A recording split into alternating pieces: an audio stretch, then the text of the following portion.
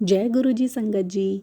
Video को like कीजिए, channel को सब्सक्राइब कीजिए और बेल आइकन को प्रेस कीजिए ताकि आपको लेटेस्ट वीडियो की जानकारी अच्छे से मिल सके। जय गुरु जी संगत जी। जय गुरु जी, शुक्राना गुरु जी। संगत जी, आज का सत्संग भी उतना ही महत्वपूर्ण है जितना कि पहले रहे हैं। आज भी आप सत्संग अंत तक सुनिए और देखें कि हमारे प्यारे गुरु जी कैसे बिना कुछ कहे सब कुछ जान जाते हैं, कितनी कृपा करते हैं वो पल पल पर। तो चलिए सुनते हैं आज का सत्संग। जय गुरु जी, शुक्राना गुरु जी, अनंतम अनंतम शुक्राना गुरु जी, हर पल का शुक्राना गुरु जी, लख लख शुक्राना गुरु जी। जय गुरु जी संगत जी। संगत जी, मैं गुरु जी की नई संगत हूँ और ये मेरा पहला शुक्राना सत्संग है।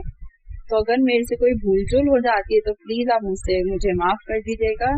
गुरु जी आप भी मुझे माफ कर दीजिएगा अगर मेरे से कुछ भूल चूल हो जाए, क्योंकि मेरे को नहीं पता है ये शुक्राना सत्संग कैसे शेयर करते हैं, बट मैं फर्स्ट टाइम शेयर कर रही हूँ।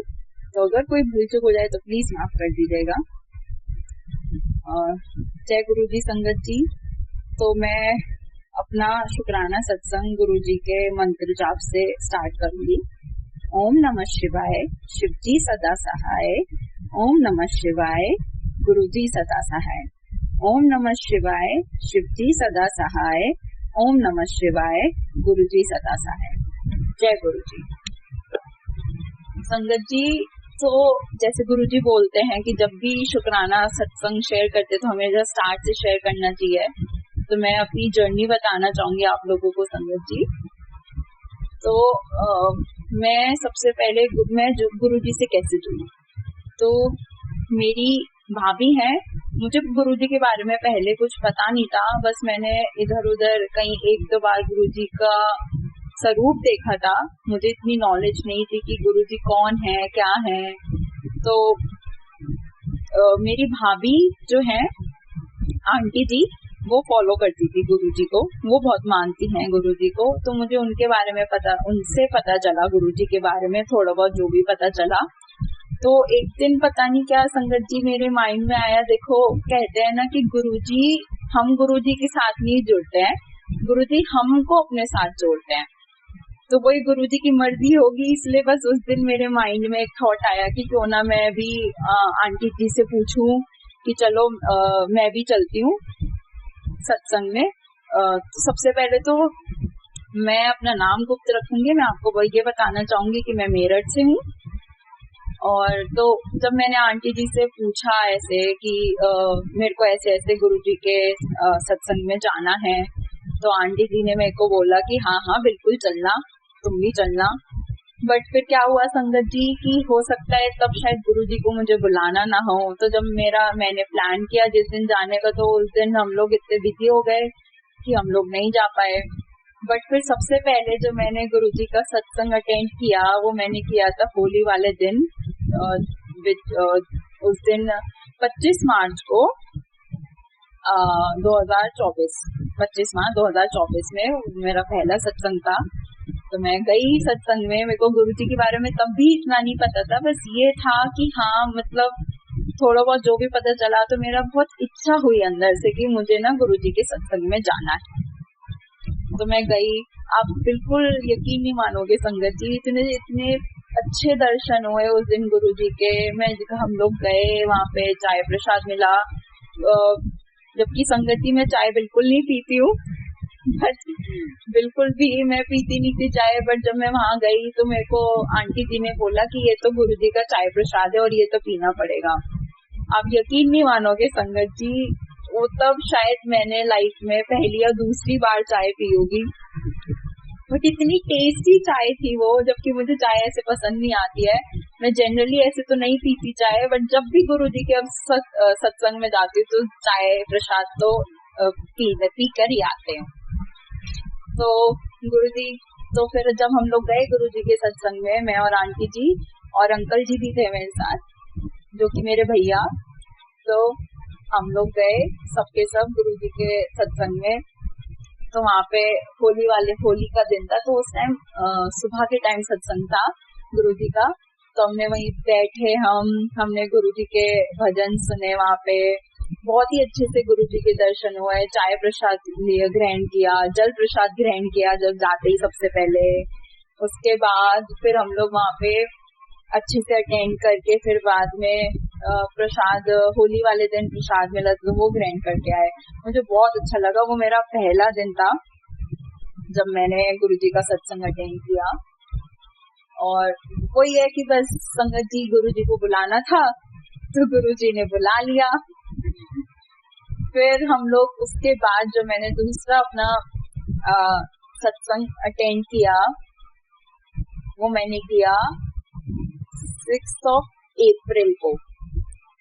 6 अप्रैल को वो मेरा दूसरा सत्संग था। वो भी बहुत अच्छा रहा। उस दिन तो गुरुजी की इतनी कृपा रही कि उस दिन हम लोग जल प्रसाद और चाय प्रसाद के साथ साथ लंगर प्रसाद भी ग्रहण करके आए। बहुत ही अच्छा लगा।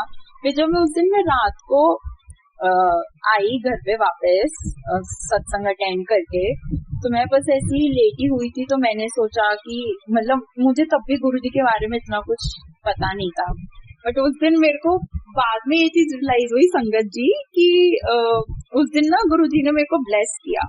उस दिन गुरुजी ने मेरे को अपना ब्रेसलेट स्वरूप देके ब्लेस किया, जिसका मुझे आइडिया नहीं था। बस मेरे बराबर में आंटी जी बैठी थी, तो आंटी जी के हाथ में मैंने ब्रेसलेट देखा, तो मैंने बस उनसे पूछ लिया कि आपको ये कहाँ से मिला, मुझे भी चाहिए गुरुजी का ब्रेसलेट, ऐसे करके। तो आंटी जी ने बोला कि सत्संग में पीछे वहाँ पे एक स्टॉल था छोटा सा, जहाँ पे वो लोग स्वरूप दे रहे थे गुरुजी के।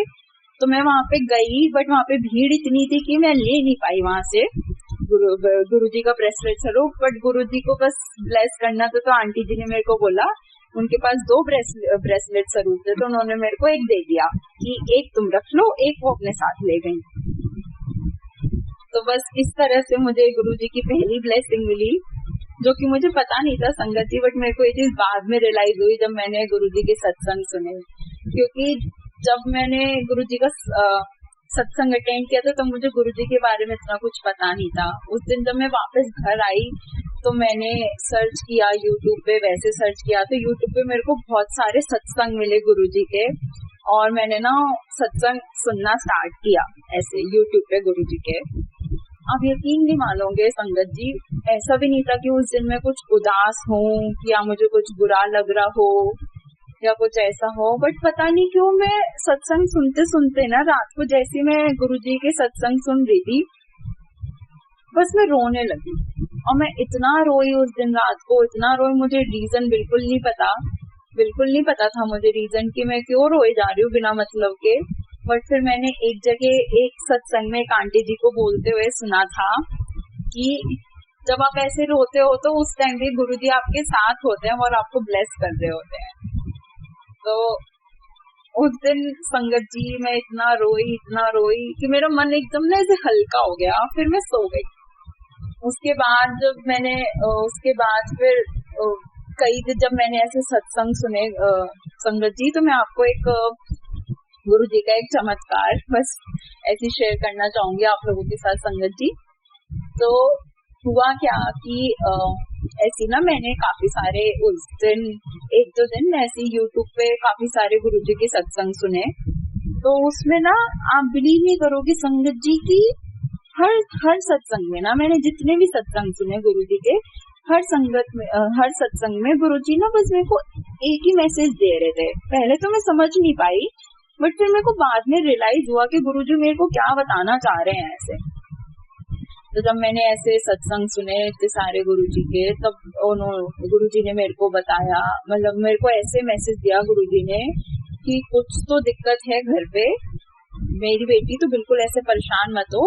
अगर जिसने भी तेरे घर पे ऐसे किया कराया है, जो भी ब्लैक मैजिक है, तो मेरे को ना हर सत्संग में संगत जी ऐसे ना हर सत्संग के एंड में या बीच में कहीं ना कहीं ब्लैक मैजिक आ ही जाता था, जितने भी सत्संग मैंने सुने। तो पहले तो मैंने इग्नोर कर दिया क्योंकि मेरे को समझ नहीं आया कि ऐसे ना जैसे गुरुजी ऐसे मैसेज देते हैं। बट फिर एक सत्संग में मैंने आंटी जी को बोलते हुए सुना कि गुरुजी ऐसे आपको सिग्नल्स देते हैं, ऐसे वो आपको बताते हैं। तो आप बिलीव नहीं मानोगे संगत जी, पहले तो मेरे को समझ नहीं आया कि मैं क्या करूं। जैसे गुरुजी ने ऐसे बोला कि जिसने भी किया कराया है वो तेरा कोई नोन इंसान ही है, तेरे घर का ही इंसान है, तेरे घर में ही है और बहुत नोन इंसान है, तू जानती है उसको बहुत अच्छे से। तो आप संगत जी बिलीव नहीं मानोगे, मैं उस इंसान का नाम तो नहीं लेना चाहूंगी। तो मैंने बस गुरुजी से उस मोमेंट पे बस यही पूछा कि कौन है गुरुजी। तो आप बिलीव नहीं मानोगे संगत जी, मेरे को ना बस इतनी क्लियर मतलब इतनी क्लियर इमेज आई है ना उस पर्सन की मेरे सामने, तो मेरे को बहुत ज्यादा ना वो लगा कि मतलब अपने ही लोग ऐसा भी कर सकते हैं या ऐसा करते हैं। पर फिर भी मैंने एक सत्संग में गुरुजी का यही संदेश था, आंटी जी बोल रही थी कि कोई बात नहीं, अगर किसी ने आपके साथ ऐसा किया भी है तो आप उसके लिए कभी बुरा मत सोचो, आप उसके लिए भी प्रे करो गुरुजी से कि गुरुजी उसको भी सद्बुद्धि दें इतनी कि वो ऐसे काम करना छोड़ दे। फिर आप बिलीव नहीं मानोगे संगत जी, मैं एक दो दिन काफी परेशान रही कि मैं क्या करूं। अब जैसे ना गुरुजी के मेरे पास ऐसे काफी मैसेज आते थे, जो भी मैंने सत्संग सुने कि तेरे घर में अगर कोई लाल सिंदूर हो या कोई काला धागा हो, लाल धागा हो या कोई से भी कलर का सिंदूर हो, सब हटा दे। तो मैं बड़ी परेशान हो गई, मैं बड़ी सोच में पड़ गई कि ऐसे मतलब कि मुझे तो आइडिया नहीं था संगत जी कि ऐसे कहाँ क्या है कैसे क्या है। तो फिर एक दिन, अब जैसे मेरी मम्मी और मेरे पापा दोनों गुरुजी को भी मानते हैं, वो भी मानते हैं मेरे साथ वो भी जुड़े। तो मैंने उस दिन मम्मा से शेयर किया कि मम्मा ऐसे ऐसे करके मुझे गुरुजी का मैसेज आया है कि घर में अगर कोई भी लाल सिंदूर हो या कोई भी सिंदूर हो, कोई काला धागा हो, लाल धागा हो, सबको घर से बाहर निकाल दे, बाहर छोड़ा कहीं पे रहा, पानी में वो कर दे, बहा दे या जो भी है, ऐसे करके मैसेज आया था। तो मैंने मम्मी से पूछा कि किसी ने क्या आपको ऐसे कोई सिंदूर या कुछ दिया था? तो मेरी मम्मी ने बोला कि हाँ मेरे पास रखा तो है। और संगत जी मैं इतनी शॉक हो गई उस टाइम पे, क्योंकि मेरे को ना मतलब बिलीव सा नहीं हो रहा था कि मतलब ऐसा भी कुछ हो सकता है या लोग ऐसा भी कुछ कर सकते हैं करके ना, मतलब इतना ज्यादा लोग जेलस हो जाते हैं आपसे, इतनी ज्यादा जेलसी आ जाती है कि क्या आ जाती है मुझे नहीं पता। और कभी कभार बुरा भी लगता है कि आपका घर का ही इंसान ऐसा कर रहा है आपके साथ। तो बट फिर भी कोई बात नहीं, मैं गुरुजी से आज भी यही मनाती हूँ कि गुरुजी उनकी भी रक्षा करो, उनको भी सद्बुद्धि दो कि वो ऐसे काम ना करें, एक अच्छी राह पे चले, अच्छा सोचे दूसरे के लिए। तो फिर ऐसे ही क्या हुआ कि मैंने मम्मा से बोला, तो मम्मा ने हम लोगों ने फिर सारा वो सामान निकाल के, जो भी था घर पे, जो भी धागे थे, काले लाल धागे थे या सिंदूर था किसी का दिया हुआ, मैंने अपने पापा को दे दिया, अंकल जी को, कि आप इसको बाहर पानी में कहीं छोड़ाना, बहा देना। उसके बाद ना गुरुजी के मेरे पास बहुत मैसेज आए संगत जी, आप मानोगे नहीं, कि बड़े मंदिर आ, मुझे ना तेनू ब्लेस करना है। सॉरी संगत जी, मुझे ना पंजाबी आती नहीं है, तो मतलब ऐसी गुरुजी का ना पंजाबी में ही ऐसे मैसेज आया मेरे पास, कई सारे मैसेज आए कि तू बड़े मंदिर आ, मैंने ना तुझे ब्लेस करना है, ऐसे करके। तो आप मानोगे नहीं संगत जी, उस टाइम ना एक्चुअली मेरे भैया रहते हैं दिल्ली में, तो मुझे ना मेरी एक फ्रेंड है, उसकी शादी में भी जाना था। तो मेरी और आप मानोगे नहीं संगत जी, मेरी जो ट्रेन थी ना वो दिल्ली से ही थी, जो भी थी। तो हम लोग, मेरे पास गुरुजी के ऐसे बहुत मैसेज आए, तो मैंने मम्मा और पापा को बोला ऐसे कि मेरे पास गुरुजी के मैसेज आए हैं, गुरुजी ना बड़े मंदिर बुला रहे हैं ब्लेस करने के लिए, दर्शन के लिए। वो ये संगत जी, गुरुजी की मर्जी के खिलाफ तो कुछ भी नहीं होता। और आज भी मैं जो भी बोल रही हूँ, मैंने गुरुजी को यही बोला है कि गुरुजी आज आप जो भी मेरे से बुलवाओगे मैं वो बोलूंगी। तो सब गुरुजी की मर्जी थी, उन्हें बुलाना था मुझे ब्लेस करने के लिए। मेरी बस 3 बहुत छोटी सी अरदास थी गुरुजी से। पहली अरदास ये थी संगत जी कि मुझे ना अपने फैमिली के साथ बड़े मंदिर आना है, जिससे कि आप मेरे साथ साथ मेरी फैमिली को भी ब्लेस करो। और मेरी दूसरी छोटी सी अरदास ये थी गुरुजी से कि गुरुजी आप ना बस जब मैं बड़े मंदिर आऊँ ना तो बस अपनी प्रेजेंस मुझे फील करा देना। ये मेरी दूसरी अरदास थी। और मेरी तीसरी अरदास गुरुजी से ये थी, छोटी सी थी, कि गुरुजी मुझे ना आपका एक स्वरूप लेकर आना है घर पे, जो कि मैं रख सकूं ऐसे। तो आप मानोगे नहीं संगत जी, पहले तो मैंने ऐसे मम्मी पापा को बोला, तो मेरे मम्मी पापा का भी मेरे साथ ऐसे प्लान बना। तो हम 14 अप्रैल को गए छतरपुर, क्योंकि बड़े मंदिर दिल्ली में छतरपुर में ही है गुरु जी का।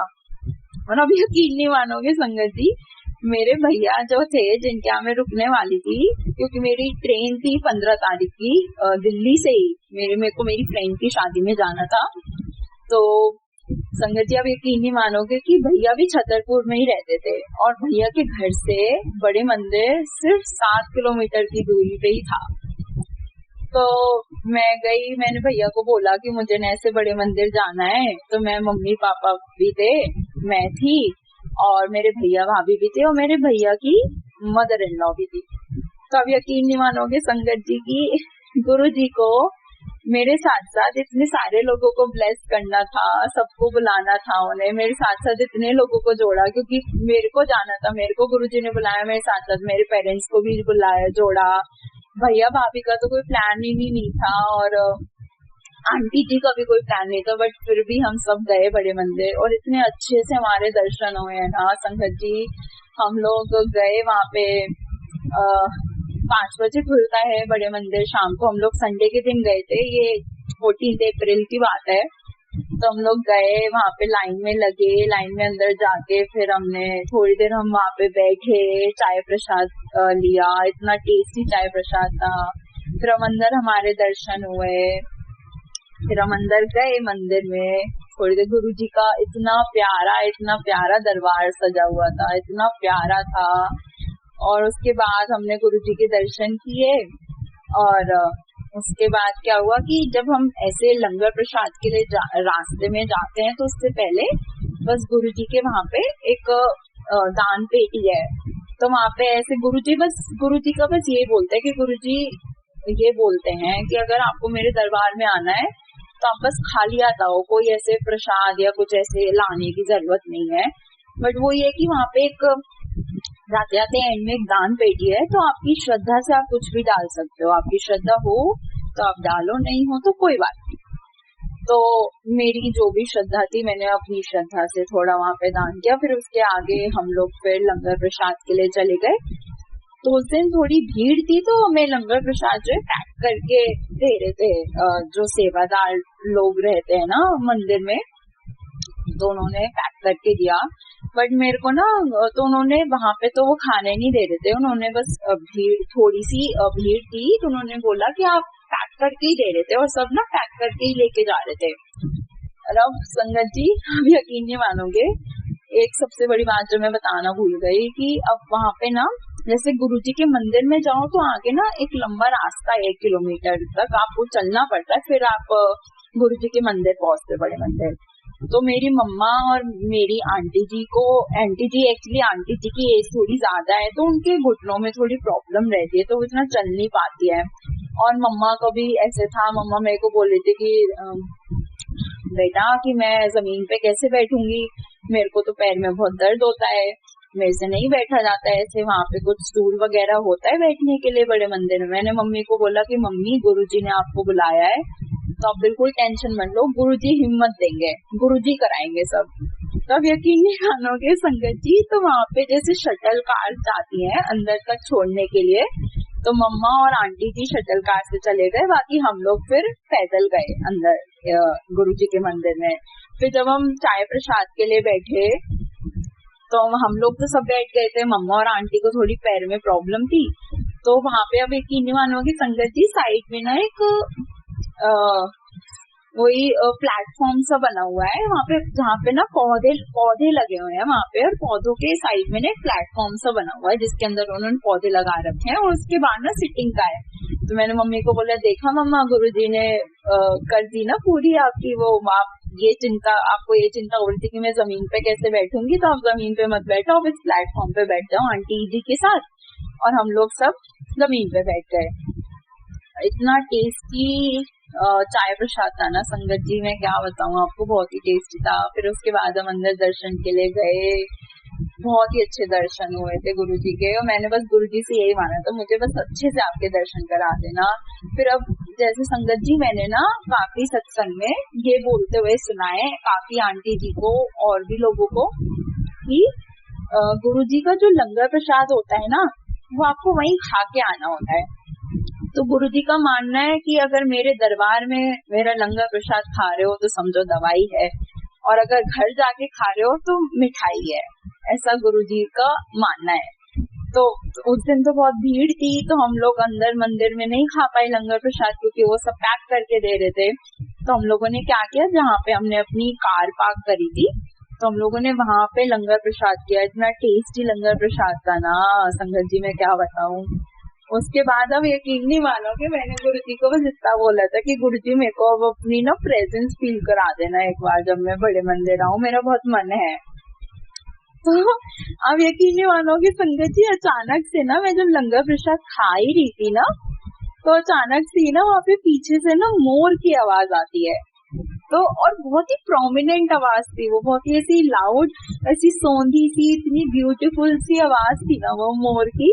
और जैसे मोर हो गया, तितली हो गई, ये सब ना गुरुजी की प्रेजेंस वो है।